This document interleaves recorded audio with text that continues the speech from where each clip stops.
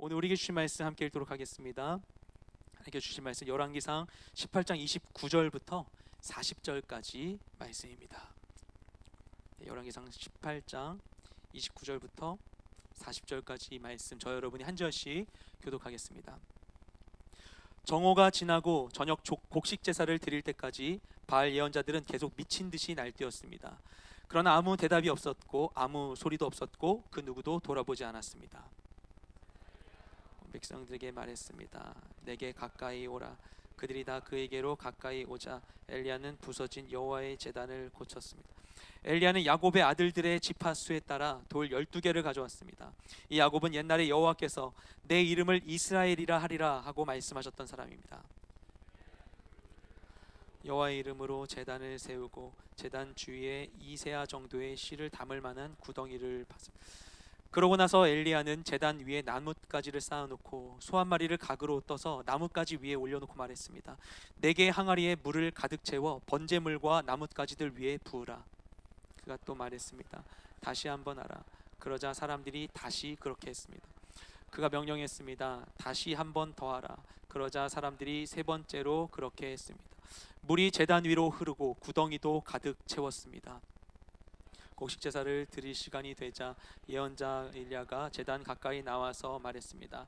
아브라함과 이삭과 이스라엘의 하나님 여호와여, 주께서 이스라엘의 하나님 되시는 것과 제가 주의 종이며 이 모든 일을 주의 명령으로 했음을 오늘 알려주십시오.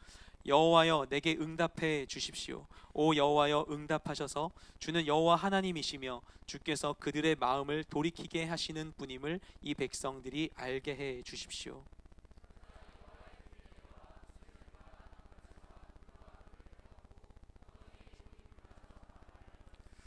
온 백성들이 이것을 보자 엎드려 소리쳤습니다. 여호와 그분이 하나님이시다. 여호와 그분이 하나님이시다. 함께 읽겠습니다.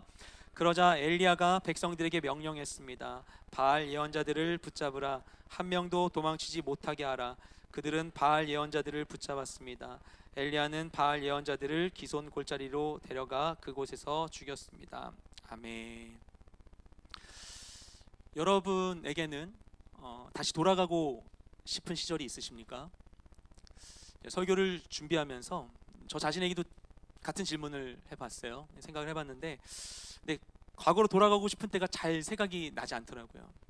생각해 보니까 옛날에 많은 시간들이 너무나 미숙하고 또 부끄러운 때가 많아서 그래서 이제껏 겨우 얻은 이 작은 이 성숙을 버리고 돌아가고 싶지가 않았어요. 그래서 내가 가고 싶은 때가 언제가 있지라고 생각을 했었는데 더 생각을 해봤을 때 지금과 달리 걱정 없이 꿈만 많았었던 그때들, 이제 청소년기나 막 선교 비전 가운데 막 되게 막 기뻐했었던 그런 대학 시절, 그때가 그립더라고요. 생각나는 순간이 하나 있었는데요. 고등학교 때 아버지를 도우러 여의도에 온 적이 있었습니다. 아버지가 여의도에서 어떤 이제 전시 하시는 게 있었는데 벌써 20년 전이에요. 생각해 보니까. 그래서 그때 아버지한테 이제 가는 길에 화창한 토요일 낮이었어요. 굉장히 기억이 선명한데 이 빌딩 사이를 이렇게 지나가면서 한 손에는 커피를 들고 한 손에는 페이퍼라는 잡지가 있었어요. 요즘도 있는지 모르겠는데 그걸 들고 막 걸어가면서 뭔가 나 좀 멋있는 것 같아 이렇게 생각했었던 네, 부끄럽지만 네, 그랬었던 시간이 있었습니다. 네. 되게 철없었던 순간인데 근데 이제 그때 그 걱정 없었던 마음이 조금 그립다라는 생각이 듭니다. 네버엔딩 스토리라는 노래가 있죠. 네, 그룹 부활의 락발라드 곡인데요. 네, 다 아시죠? 네, 굉장히 아름다운 선율의 아름다운 노랫말로 지어진 곡입니다. 노래 가사를 보면은 이게 짐작컨대 화자가 옛 그 연인과 함께 했었던 어떤 추억의 장소에 간 게 아닌가 생각이 돼요. 네, 그래서 가사 중에 보면 너와 머물던 작은 의자 위엔 같은 모습의 바람이 지나네 이렇게 얘기하죠. 그리고 그 장소에서 옛 연인과 헤어져야만 했었던 그 서툴렀던 지난 날을 아쉬워합니다. 그래서 힘겨운 날에 너를 지킬 수 없었던 아름다운 시절 속에 머문 그대이기에 얘기하죠. 그러니까 힘겨웠던 날에 내가 연약해서 그때 약해서 부족해서 너를 지킬 수 없었고 그래서 헤어질 수밖에 없어서 그 옛 연인은 이제 손 닿을 수 없는 저기 어딘가 숨쉬고 있지만 하지만 혹시라도 기회가 된다면 다시 볼 수 있기를 그래서 옛적의 아름다운 시절을 회복할 수 있기를 바라는 거죠. 그래서 그리워하면 언젠가 만나게 되는 어느 영화 같은 일들이 이루어지기를 원한다고 노래합니다. 말씀 강의를 안 하고 가요 강의를 하고 있어요. 굉장히 노랫말이 너무 예뻐요. 이게 여러분에게는 그렇게 돌이키고 싶은 아련한 추억의 시절이 있습니까? 오늘 본문은 본문 안에는 나타나 있지 않지만 하나님의 그리운 추억을 배경으로 전개되고 있습니다. 하나님께서도 이스라엘과의 아름다운 시절에 대한 추억이 있으셨던 것이죠. 그분은 찬양받기 위해 사람을 창조하셨죠.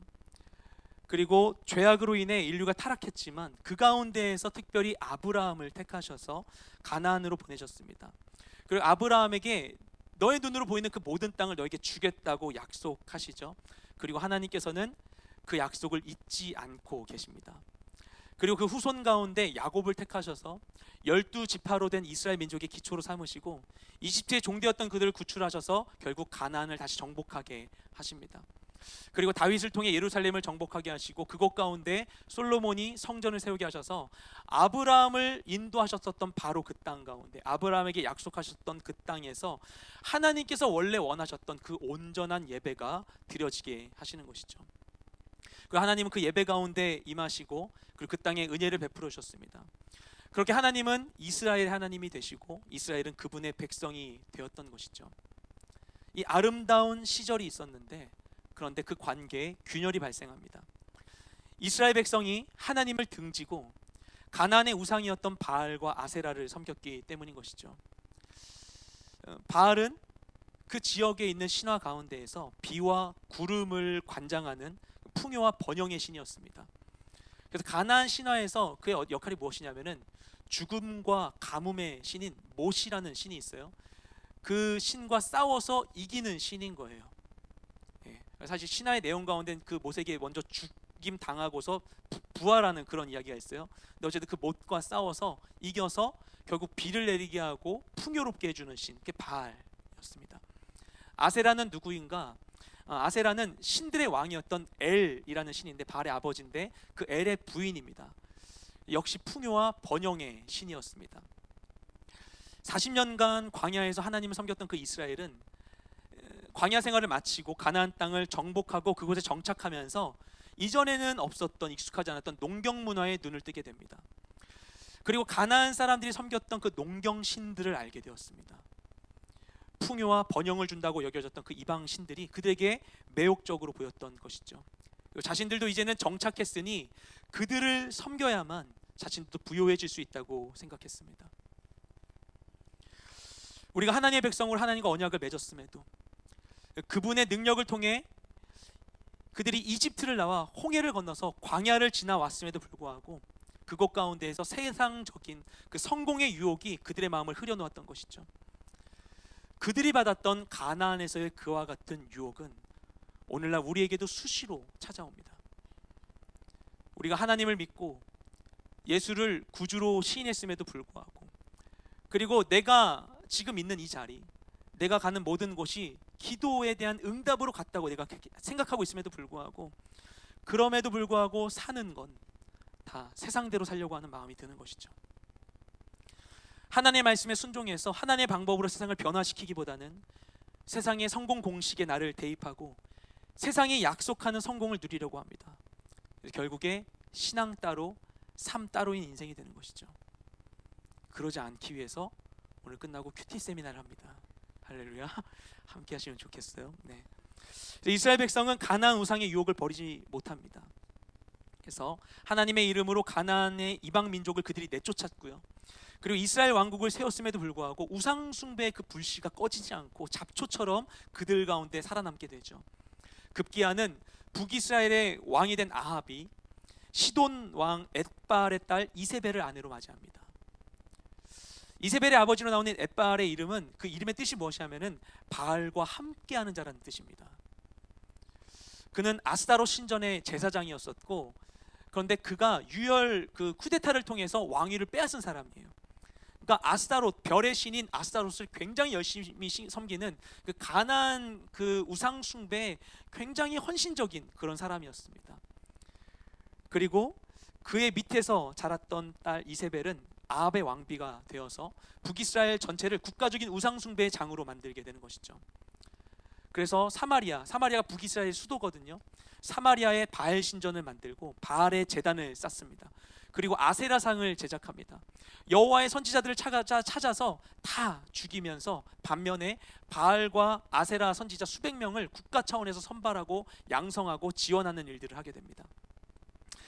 이처럼 하나님과의 아름다웠던 추억은 뒤로 한 채 다른 신을 섬기고 있는 그 이스라엘 향해서 하나님께서는 엘리야 선지자를 통해 메시지를 보내십니다. 그 메시지는 무엇이냐면 그들에게 임하게 된 가뭄이었습니다. 우리 함께 열왕기상 17장 1절 말씀을 함께 읽도록 하겠습니다. 시작.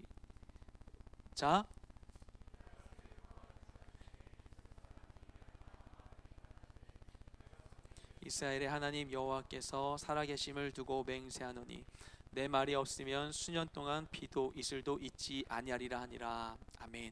이후로 북이스라엘에는 3년 반 동안 가뭄이 진행됩니다. 엘리야가 이 선언을 하고 3년 반의 시간이 지나는 동안 가뭄이 계속됩니다. 비 한 방울 내리지 않게 되는 것이죠. 이것은 이스라엘이 주님을 잊었던 그 이스라엘이 주님께 돌이키기를 원하시는 하나님의 강력한 메시지였습니다. 이보다 훨씬 앞서서 솔로몬이 하나님을 위해서 성전을 지었을 때, 성전 짓고 성전 낙성식을 마치고 났을 때 하나님께서 솔로몬에게 나타나셔서 이렇게 말씀하십니다. 우리 역대하 7장 13절과 14절 말씀을 함께 읽도록 하겠습니다. 시작. 하늘을 닫고 비를 내리지 아니하거나 혹 메뚜기들에게 토산을 먹게 하거나 혹 전염병이 내 백성 가운데 유행하게 할 때 내 이름을 걷는 내 백성이 그들의 악한 길에서 떠나 스스로 낮추고 기도하여 내 얼굴을 찾으면 내가 하늘에서 듣고 그들의 죄를 사하고 그들의 땅을 고칠지라. 아멘. 성전을 세운 솔로몬을 향해서 하나님께서는 그가 반드시 기도해야 할 타이밍, 그러니까 성전을 세웠는데 앞으로 성전에서 꼭 기도해야 될 그 타이밍이 언제인지를 알려주십니다. 세 가지 상황이죠. 비가 내리지 않거나 메뚜기 떼가 몰려와서 토산을 먹거나 전염병이 유행한다면 이러한 세 가지 유형의 대재앙은 그들이 범죄할 때 하나님께서 보내시는 사인이 된다는 것입니다. 이런 일이 발생하거든 깨어서 정신 차리고 악한 길에서 떠나 기도하여 하나님의 얼굴을 구해야 한다고 말씀해 주시는 것이죠. 그래서 하나님께서는 북이스라엘에게 가뭄을 내리신 것입니다. 하나님을 떠나서 헛된 신을 섬기게 된 그들이 돌이켜서 기도해야 할 타이밍이 바로 이때였기 때문인 것이죠. 우리 인생에도 이와 같은 가뭄이 찾아올 수 있습니다. 가뭄이나 아니 메뚜기 떼나 전염병과 같이 나의 지식으로 예측할 수 없고 내 능력으로 통제할 수 없는 위기가 우리 앞에 발생할 수 있는 것이죠. 이처럼 인생의 메마른 순간이 온다면, 그래서 내가 어떻게 할 수 없다라는 것을, 나의 한계를 인식하게 된다면 바로 그때가 하나님께 기도로 나아갈 타이밍인 것입니다. 우리가 악한 길에서 돌이켜서 하나님과의 아름다운 추억의 자리로 돌아가야 할 때가 바로 그때인 것이죠. 오늘 말씀을 통해서 우리 인생의 가뭄에 어떻게 기도로 하나님과의 관계를 회복해야 하는지 함께 살펴보게 되기를 원합니다. 첫째, 우리 하나님 앞에 제단을 세워야 합니다. 우리 29절부터 32절까지 말씀 읽도록 하겠습니다. 시작. 정오가 지나고 저녁 곡식 제사를 드릴 때까지 바알 예언자들은 계속 미친 듯이 날뛰었습니다. 그러나 아무 대답이 없었고 아무 소리도 없었고 그 누구도 돌아보지 않았습니다. 그러자 엘리야가 온 백성들에게 말했습니다. 내게 가까이 오라. 그들이 다 그에게로 가까이 오자 엘리야는 부서진 여호와의 제단을 고쳤습니다. 엘리야는 야곱의 돌 12개를 가져왔습니다. 이 야곱은 옛날에 여호와께서 내 이름을 이스라엘이라 하리라 하고 말씀하셨던 사람입니다. 엘리야는 그 돌들을 가지고 여호와의 이름으로 제단을 세우고 제단 주위에 2세아 정도의 씨를 담을 만한 구덩이를 팠습니다. 아멘. 가뭄이 3년 반이나 되었을 때 하나님의 말씀이 엘리야에게 임합니다. 엘리야는 아합을 찾아가서 대결을 제안하죠. 이스라엘 사람들을 갈멜산에 모으고 그들이 보는 앞에서 바알과 아세라 선지자 850명을 상대로 어느 신이 진짜 신인지 가려보겠다라고 이야기합니다. 방법은 이런 것이었습니다. 각각 나뭇가지를 모아서 이렇게 벌려놓고서 그 위에 소를 각을 떠서 올려놓고 자기의 신을 불렀을 때 불을 내려주는 신이 진짜 하나님이라는 것이었습니다. 아합이 그것을 옳게 여겼고 대결이 시작됩니다. 온 이스라엘 사람이 바라보고 있는 가운데에서 먼저 바알 선지자들이 나서게 되었죠. 그들은 제단을 쌓고 그 위에 소를 올려놓고 바알의 이름을 부릅니다. 850명이 일제히 드리는 그 제사 의식은 그 규모만 보더라도 굉장히 성대하고 위협적이었을 것입니다. 그런데 아무리 많은 사람이 아침부터 정오까지 계속해도 아무런 응답이 없었던 것이죠. 그러자 오후부터 그들은 자해를 하기 시작합니다. 그러나 저녁이 될 때까지 본문에 나온 것처럼 미친 듯이 뛰어도 아무 일도 일어나지 않았다는 것이죠. 그들이 할 수 있는 모든 것을 했는데 아무런 일도 발생하지 않습니다. 세상의 지혜가 그런 것이죠. 아무리 그것이 규모가 있고 그럴듯하게 보일지라도 마른 장작에 불을 붙일 만한 인생을 변화시키는 진정한 능력은 그 속에 없는 것이죠. 엘리야는 그 가운데 개입하지 않습니다. 그리고 그들의 실패를 충분히 지켜봅니다. 그런 다음에 엘리야는 자신의 차례가 되자 함께 구경했던 이스라엘 백성들을 먼저 불러 모읍니다. 그리고 그들이 보는 가운데 무엇을 하는가 하면 그곳에 부서져 있었던 여호와의 제단을 다시 쌓습니다. 참 이게 재미있는 장면입니다. 엘리야가 이 대결의 장소와 방법을 제안했거든요. 그럼 이곳이 이런 곳이었다는 걸 알고 있으니까 한때 있다가 부서진 제단이 있는 걸 알면 미리 쌓고서 준비할 수 있었겠죠. 근데 엘리야가 여기서 하고자 하는 것은 제단을 쌓는 것부터 다시 시작됩니다. 그것을 이스라엘 백성이 다 보는 앞에서 일부러 했었던 것이죠. 우리가 해야 될 것이 무엇인지를 가르쳐 주는 것입니다. 아마도 그곳에 하나님을 섬기기 위한 제단이 있었던 것 같은데 이세벨이 종교 탄압을 할 때 이것까지 부쉈던 것 같습니다. 엘리야는 그 땅에 무너진 제단을 다시 쌓습니다. 하나님께서는 예배가 무너진 곳, 그 예배가 없는 곳 가운데 예배가 회복되기를 원하십니다. 그리고 이것을 통해서 하나님의 백성들이 새롭게 세워지기를 원하십니다. 우리 함께 아모스 9장 11절과 12절 말씀 읽도록 하겠습니다. 시작. 장막을 일으키고 그것들의 틈을 막으며 그 허물어진 것을 일으켜서 옛적과 같이 세우고 그들이 에돔의 남은 자와 내 이름으로 일컫는 만국을 기업으로 얻게 하리라. 이 일을 행하시는 여호와의 말씀이니라. 아멘. 하나님께서는 무너진 다윗의 장막을 다시 일으켜 세우겠다고 아모스 선지자를 통해 말씀하십니다. 다윗이 하나님께 예배했었던 그 장막, 다윗은 성막이 기브온에 있었지만 아직 성전이 세워지기 전의 상황 가운데 임시 처소로서, 임시 예배처소로서 자기 성 안에 장막을 세우고 그곳에 법궤를 모시거든요. 그것 가운데 다윗이 하나님께 예배를 했었는데 바로 그 장막을 다시 세울 것이라 예수님 하나님께서 말씀하시는 것입니다. 그 장막을 다시 세우신 이유는 무엇인가? 방금 읽은 말씀을 보면 그 이유는 열방의 모든 족속이 주님께 돌아오도록 하시기 위해서 이렇게 하신다는 것입니다. 그것이 우리가 예배할 때 우리의 예배에 대해서 하나님께서 기대하시는 것입니다. 우리가 예배할 때 하나님의 그 다윗의 장막을 다시 세울 때 그것을 통해서 열방 가운데 주의 복음이 선포된다는 것이죠. 우리의 예배와 이 선교가 그렇게 주님 안에서 함께 만나게 된다는 것입니다. 예전에 그 중국 고산지대에 있는 소수민족의 마을에 아우니치를 간 적이 있었어요. 이제 믿는 사람이 한 명도 없는 곳이었습니다. 한 명도 없는 곳이었는데 저희가 처음으로 방문한 팀이었습니다. 한 선교사님이 그곳에서 그 소수민족 사역하시던 분이 다니시다가 그 마을을 우연히 발견하시고는 팀을 이렇게 요청하셔가지고 갔던 것이었어요. 그 사람들이 그 외지 사람을 처음 본 것이었어요. 그 아이들을 그냥 길에 있는 아이들 불러 모아가지고 영어 캠프하고 이렇게 했었거든요. 근데 그 마을이 해발 3,600m 고지대에 있었습니다. 그래서 거기까지 가려고 이제 도시에서부터 차로 계속 달리는 거예요. 가서 전 첫날 고산병 걸리고 그랬었는데, 근데 막 올라가는데 계속 올라가다가 어느 순간에서부터 이제 갑자기 풍경이 달라지는 거예요. 딱 고지대에 올라오니까 막 그 엄청 파란 이 초원이 막 이렇게 솟아 있는 거예요. 텔레토비 동산처럼 확 돼 있고 거기 여기저기 막 야크들이 막 뛰놀아요. 근데 아우리치를 가면서 정말 많은 곳들을 가봤는데 어디서도 본 적 없었던 굉장히 웅장하고 거대하면서 또 아름다운 그런 풍경이 펼쳐지는 거예요. 그래서 와, 이런 데는 본 적이 없다, TV에서도 본 적이 없다 하면서 저희가 막 그곳을 지나서 그 마을에 도착했었거든요.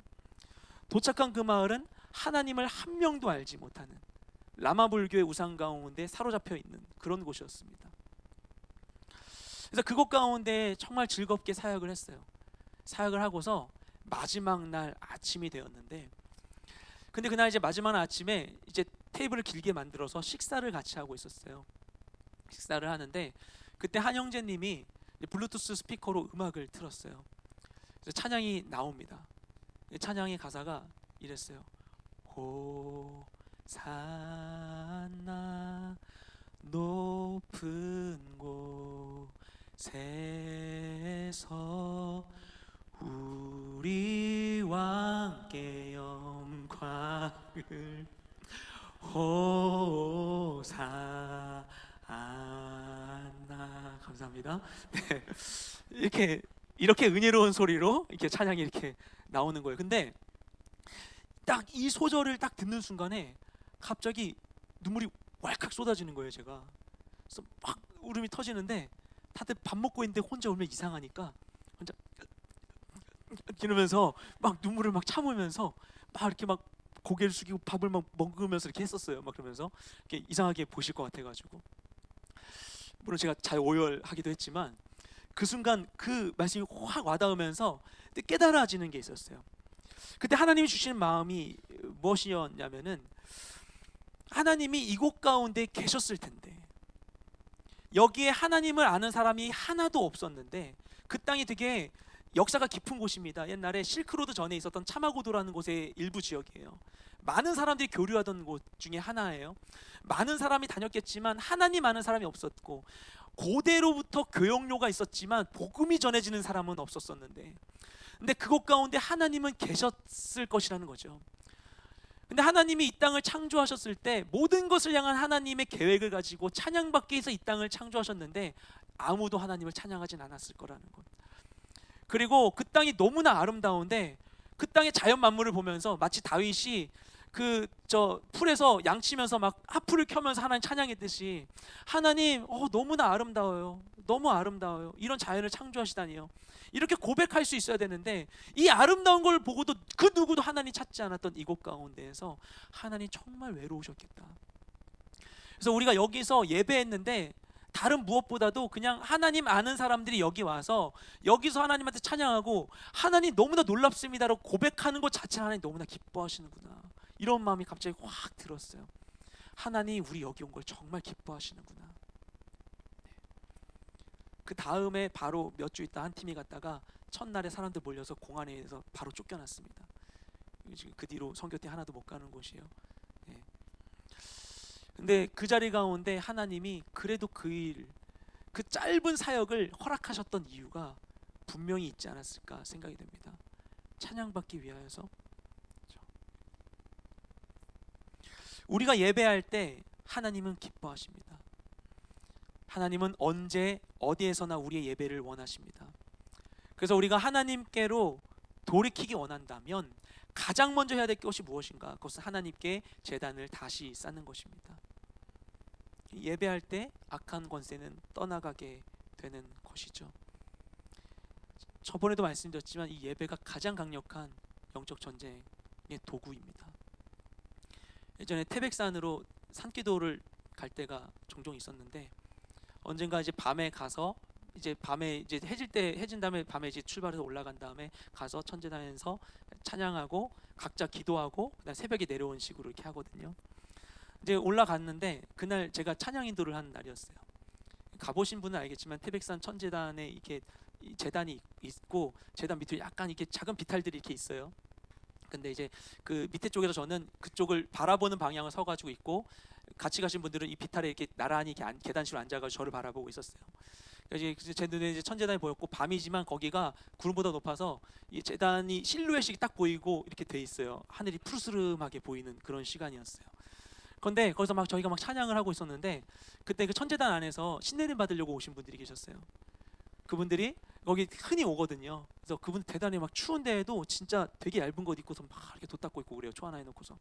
근데 이게 실루엣이 보이니까 천재단으로 이렇게 쓱 이렇게 하는 게 보여요. 막 저희가 찬양가 이게 보여요.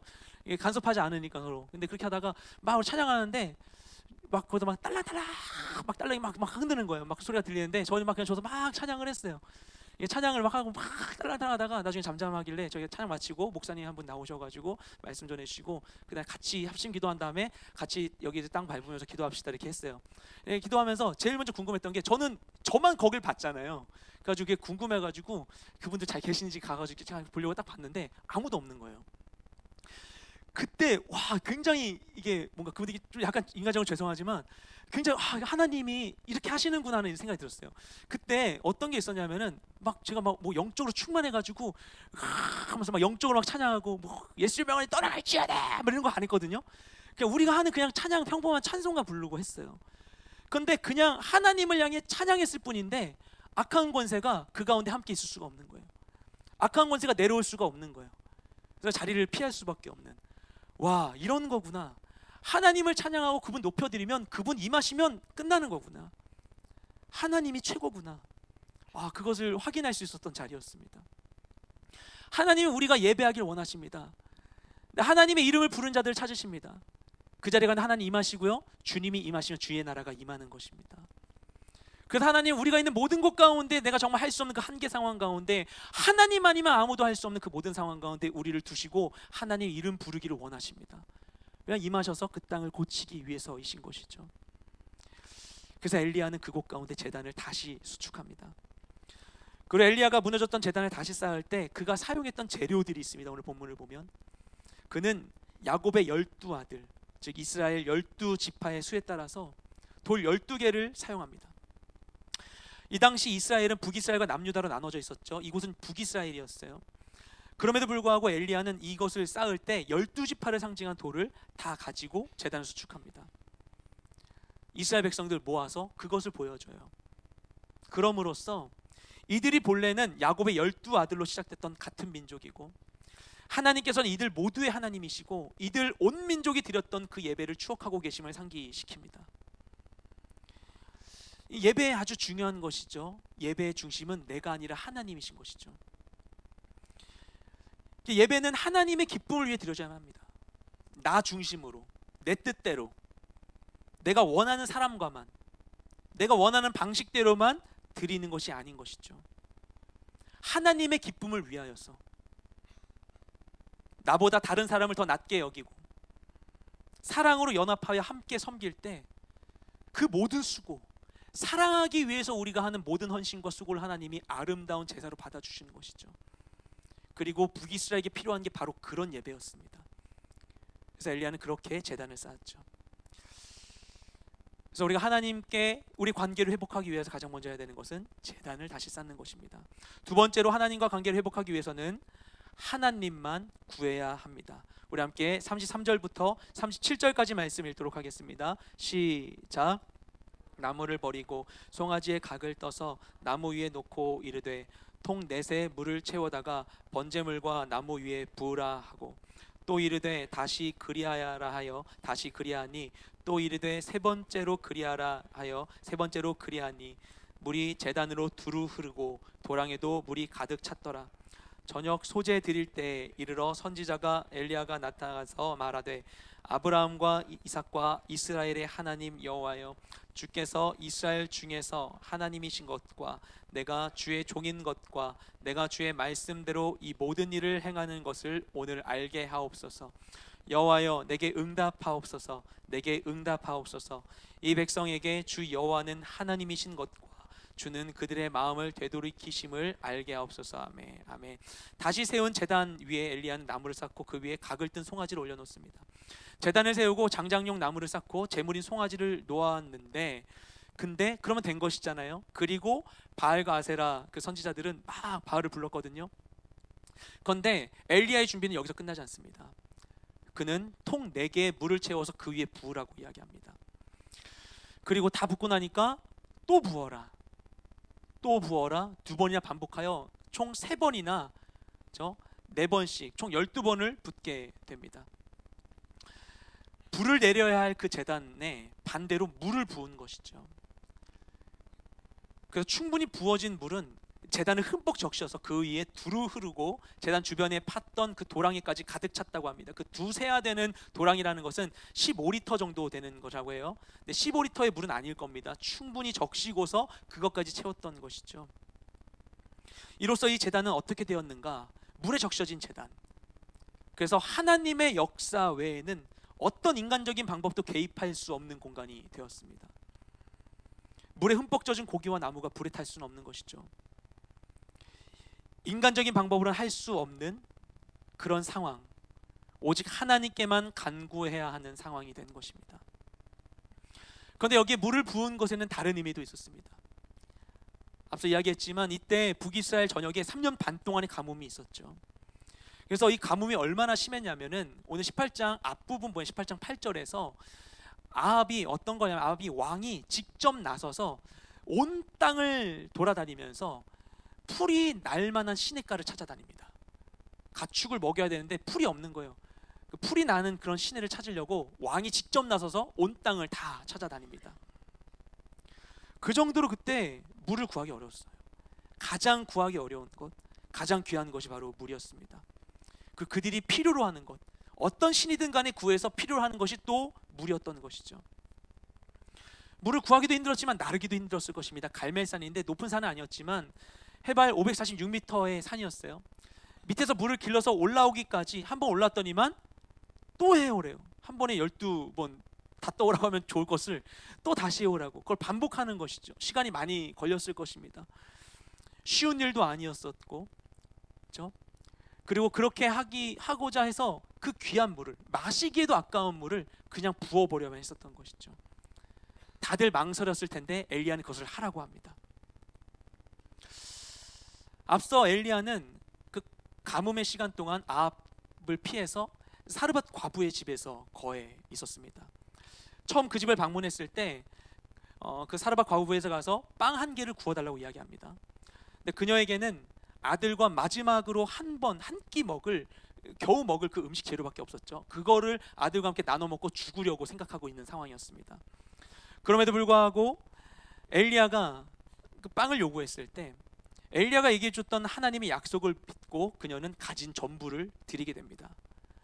자신이 가진 게 적은 것이었지만 가진 전부를 드렸을 때 하나님께서는 그 집에 밀가루와 기름이 마르지 않게 해주시죠. 굶주림에 대한 두려움과 음식에 대한 욕망을 내려놓았을 때 하나님께서 친히 그녀의 공급자가 되어주셨던 것입니다. 그들은 가뭄 속에서 물을 간절히 구하고 있었지만 하나님께서는 그들이 구하고 있는 물 자체가 아닌 물을 주시는 하나님을 구하기를 원하셨습니다. 그래서 엘리야는 그 아까운 물도 아끼지 않고 과감하게 하나님께 다 바치게 했었던 것이죠. 수고하면서 3번을 뜨면서까지 다 그것을 하나님께 바치게 만듭니다.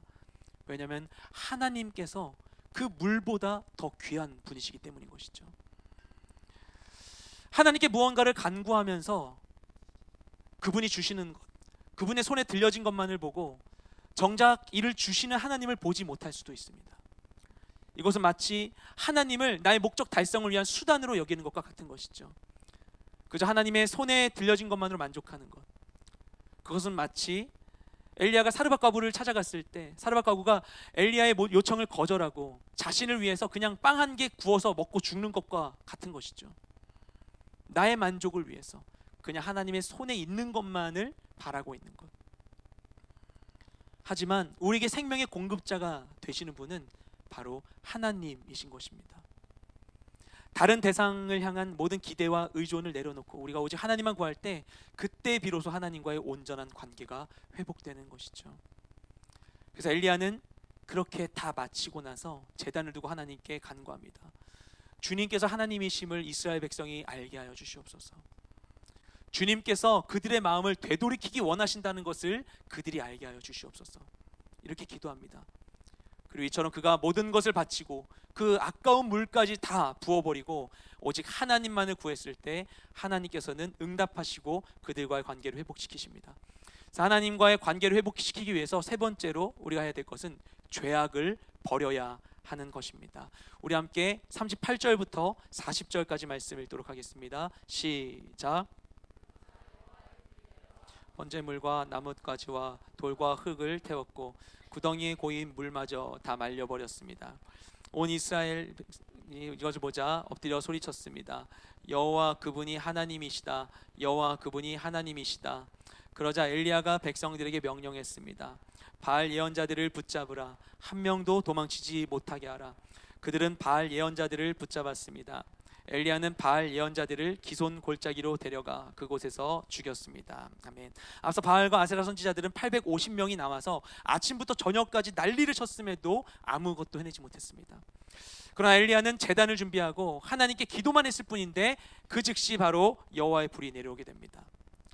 이 여호와의 불은 사람이 일으킬 수 없는 강력한 불이었습니다. 그래서 번제물과 나뭇가지뿐만 아니라 돌과 흙까지 태우고 구덩이에 고여있었던 물도 한 번에 다 말라버리게 됩니다.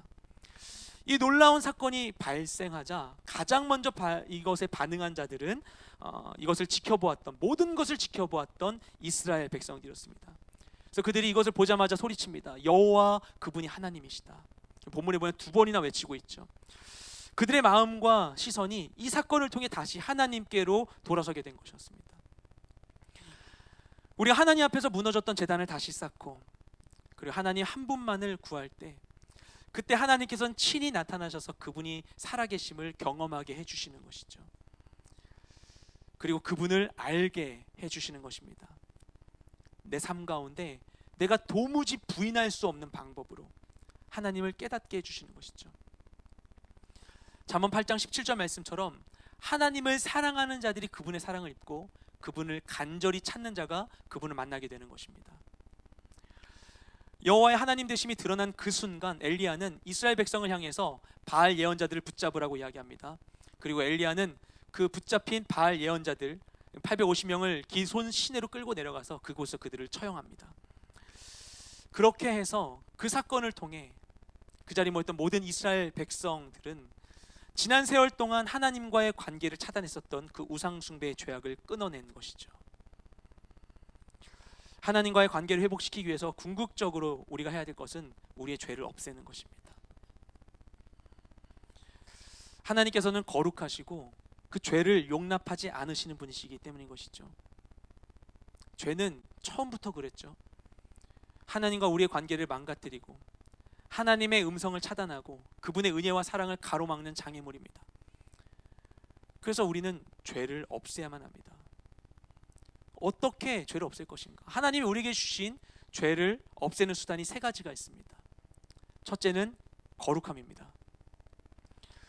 성령의 인도하심을 따라 스스로 분별하여 죄를 멀리하는 삶을 사는 것이죠. 죄악이 없는 자리 가운데 사단은 역사할 근거가 없습니다. 그렇죠? 거룩한 인생이 가장 강력한 인생인 것이죠. 둘째는 회개입니다. 요한일서 1장 9절 말씀 함께 읽도록 하겠습니다. 시작.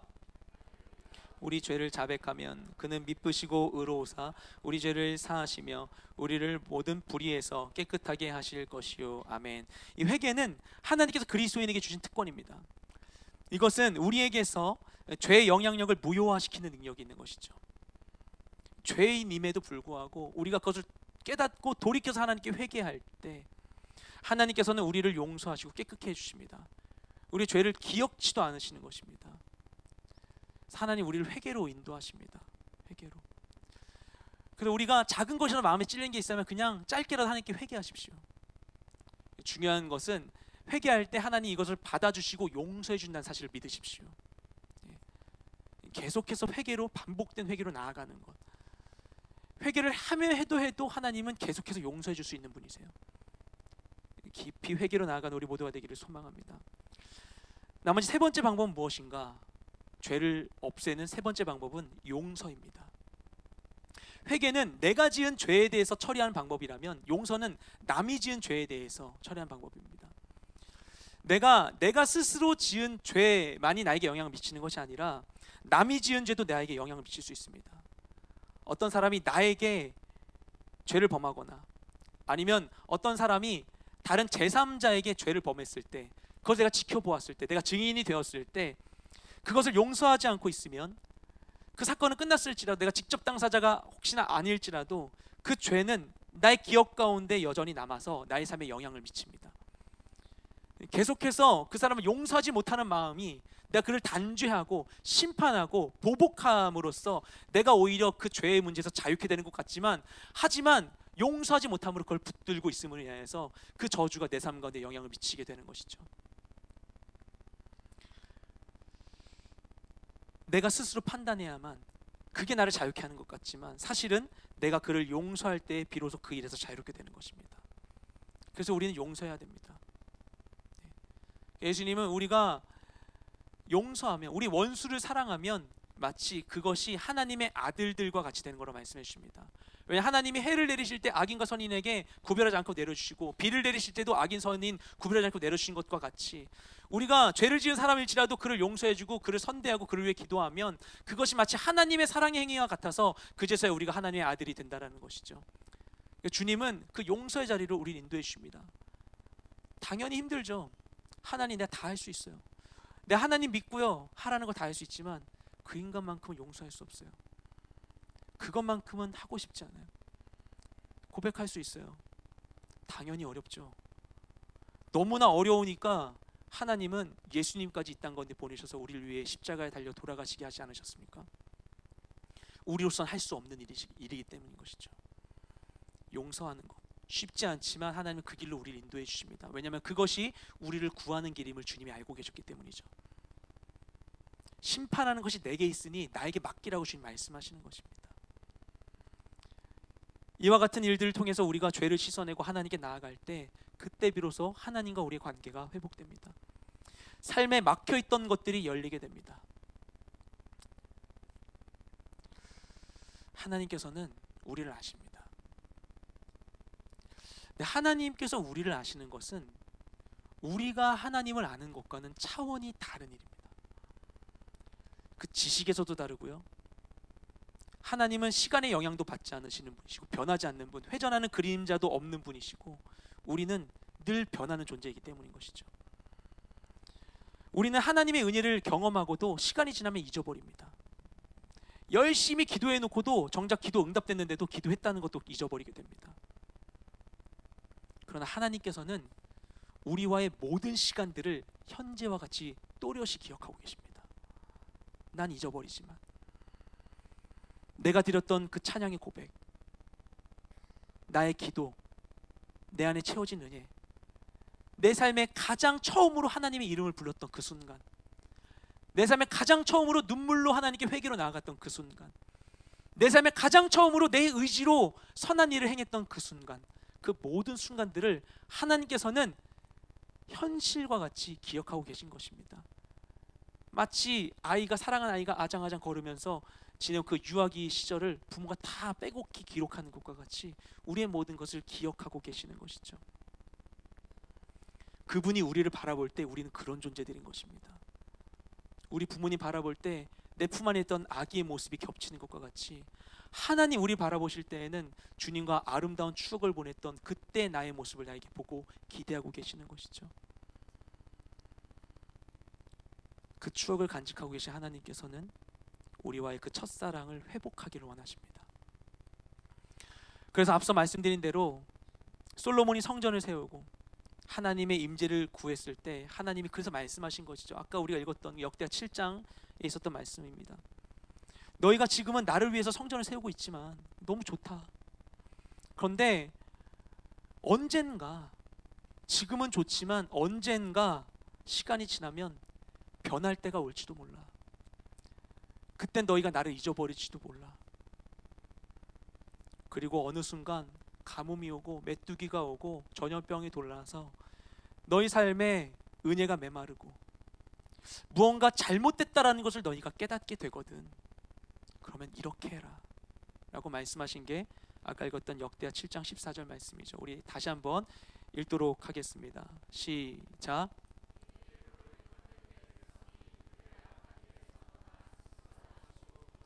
내 얼굴을 찾으면 내가 하늘에서 듣고 그들의 죄를 사하고 그들의 땅을 고칠지라. 아멘.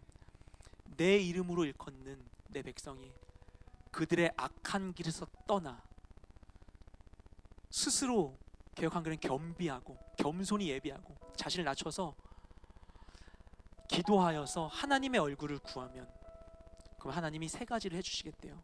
내가 하늘에서 듣고 그 죄를 사하고 그리고 그 땅을 고칠 것이다.